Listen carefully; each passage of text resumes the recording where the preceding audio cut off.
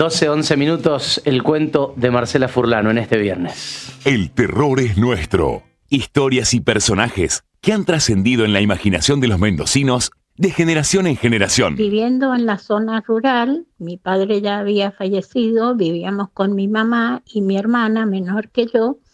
Un día, después de venir de cenar en la casa de algún familiar, llegamos y mi mamá ya sospechaba de que había personas que iban enfrente de la ventana nuestra a vigilarnos. Yo tenía una escopeta que era de mi papá que iba a cazar y agarré, que estaba arriba del ropero, la preparé porque siempre estaba desarmada, la armé, la cargué y la puse debajo de mi cama. Al rato, antes yo de quedarme dormida, mi mamá empezó a gritar, ahí está el tipo.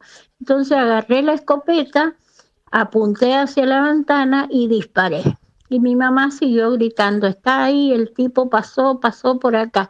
Entonces la vuelvo a cargar, no sé cómo de rapidez, y me voy hacia la habitación de mi mamá, apunto hacia la calle para disparar, porque mi mamá seguía gritando, ahí está, y mi hermano que se acababa de despertar.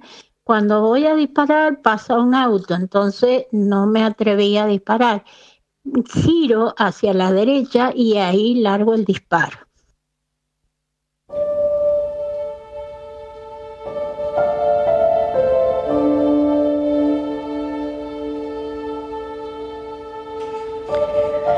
No sabía que después de la muerte vendría el desamparo.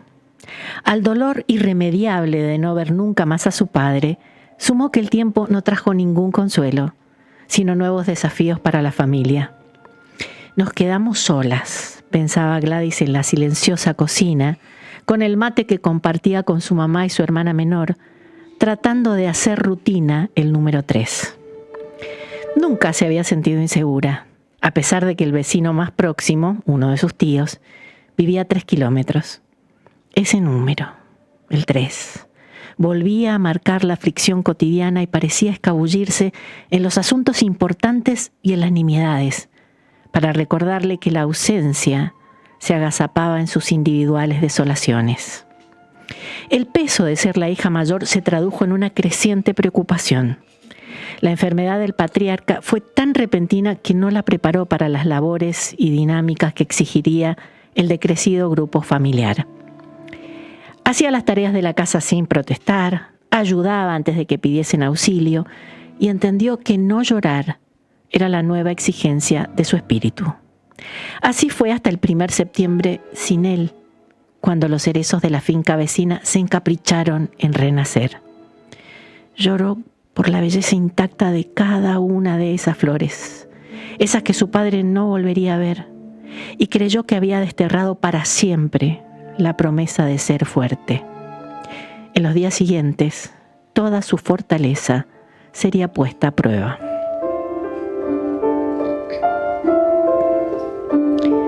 Sin siquiera adivinar la cuenta regresiva que su cuerpo iba marcando, el padre preparó a Gladys para futuras dificultades que resultaron ser premonitoriamente aterradoras y cercanas. Le enseñó a manejar el rastrojero y, a pesar de la negativa de la entonces adolescente, a armar, cargar y disparar la escopeta. No había por delante una amenaza acuciante, pese a las noticias de las que daban cuenta los diarios en los convulsionados años 70. En los barriales, Junín, el padre usaba la escopeta para ahuyentar a los pájaros que picoteaban los frutales que amurallaban la casa familiar. Puso una bolsa de arpillera en un alambrado, le indicó a su hija que apuntara al medio y disparara. Gladys tenía terror de que la percusión fuera tan fuerte que le lastimara el hombro, o peor, que su cuerpo delgado no pudiera mantenerse en pie. El padre le enseñó la manera correcta de pararse y de ubicar el arma. Ella seguía con miedo, hasta que él le dijo, se hace de esta forma, confía en mí. Y el disparo se proyectó amparado en esas palabras. Cuando llegó el momento de ahuyentar a los ladrones emplumados, el papá le indicó que disparase siempre hacia arriba.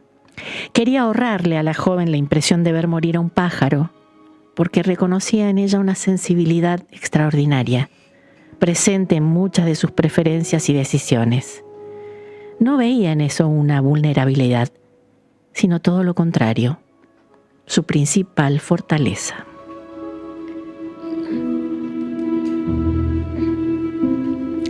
Habían ido a una cena familiar y por el camino interno de la finca solo las luces del rastrojero pestañeaban en la cerrada oscuridad. Las tres mujeres estaban alegres y cansadas, así que todavía en viaje ya habían planeado irse directamente a dormir. Cuando la madre traspuso la puerta, sus palabras construyeron la frase con el miedo que durante semanas habían estado sintiendo. «Esta noche va a volver», dijo como una advertencia o un veredicto. Gladys la escuchó y decidió prepararse para esperarlo.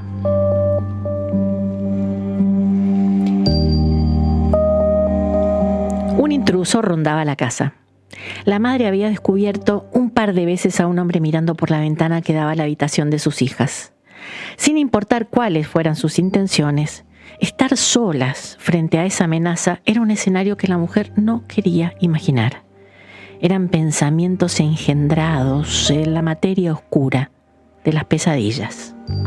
Nunca habían podido verlo de cerca, ni mucho menos identificarlo, porque apenas escuchaba un ruido o se encendía una luz, corría hasta perderse en las tierras cultivadas, cómplices de silencio y noche.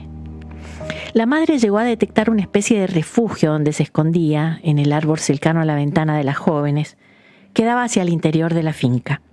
Tenía ramas vencidas, hojas rotas, y al pie del mismo unas huellas delataron el inicio de alguna de sus huidas. Como si de un pino de Navidad se tratase, lo envolvieron con alambres de púas, insólitas guirnaldas que el desconocido detectó. No resultaron heridos ni su cuerpo ni su obsesión, por lo cual regresó a acechar la casa familiar. La escopeta había quedado guardada sobre el ropero del dormitorio matrimonial. Estaba desarmada, pero Gladys sabía exactamente qué hacer. La armó, la cargó y se la llevó a su habitación, ubicándola debajo de la cama. Ni siquiera se había acostado cuando escuchó el primer grito. Su madre lo había visto. Sin encender las luces, buscó la escopeta. No entendía si el frío se lo transmitía el metal o su propia determinación. Hacia arriba, para no lastimar a nadie, le dictó la memoria con una voz que no era suya. La ventana estaba abierta, pero las cortinas nublaban el exterior, aunque era evidente que algo afuera se movía. Hacia arriba. Y disparó. Alguien corrió allá afuera, en dirección a la calle, hacia donde daba la habitación de su madre, que volvió a gritar. Caminó rápido, al ritmo de su propia agitación, mientras cargaba nuevamente el arma. La sombra se desplazaba hacia la impunidad. En el momento exacto en que el gatillo empezaba a sentir la presión que anticipa el disparo, la ventana abierta de par en par dejó ver un automóvil que pasaba justo en ese momento, cuando ya de por sí era improbable que alguien anduviese por esos lados, y mucho menos a esas horas. Iba a disparar hacia arriba, como le habían enseñado, pero fue muy tarde para detener la acción que ya se había desencadenado.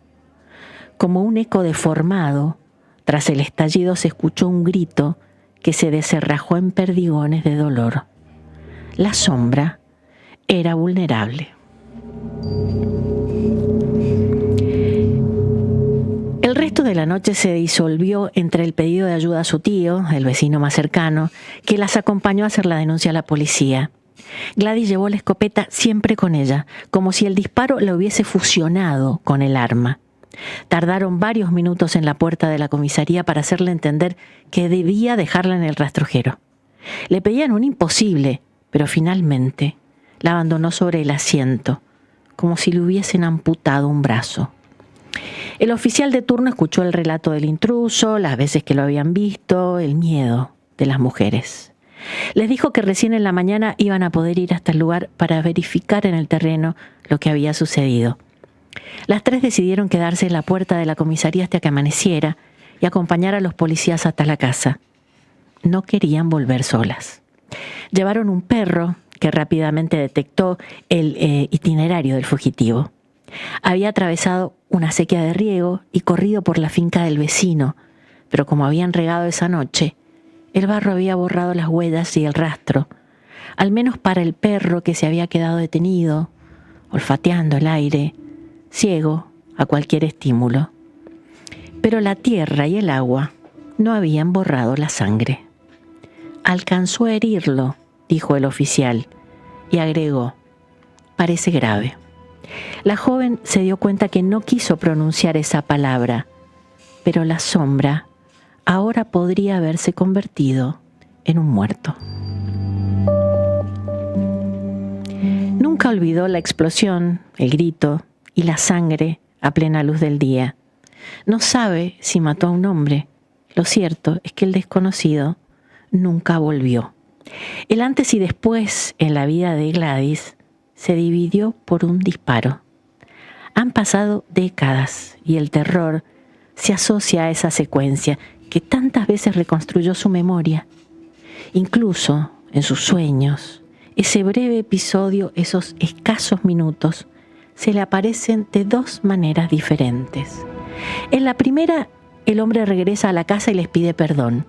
Tiene el hombro herido, pero le asegura que está mejorando y que no volverá a molestarlas. En el segundo, lo ve muerto, la sangre seca entretejida a los jirones de la camisa clara. Por el gesto que quedó impreso en el rostro, se ve que murió aterrado. Gladys se despierta y abandona las escenas en las cuales se regocija su inconsciente. Una sensación de profundo bienestar la invade, como el alivio que llega después de días de dolor. Lo extraño es que ese bienestar le gana el cuerpo en el final de ambos sueños, sumergida en la incertidumbre de vida o muerte que quedará eternamente sin resolver.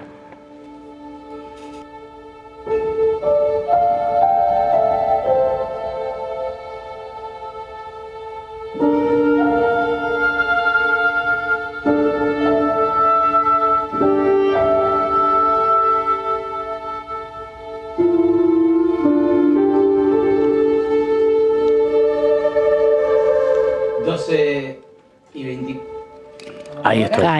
Ahí estás. 12 y 24 minutos. Maravilloso cuento. Bueno, gracias, Juli. Gracias. ¿Quién te conoce, Samantha Schweblin?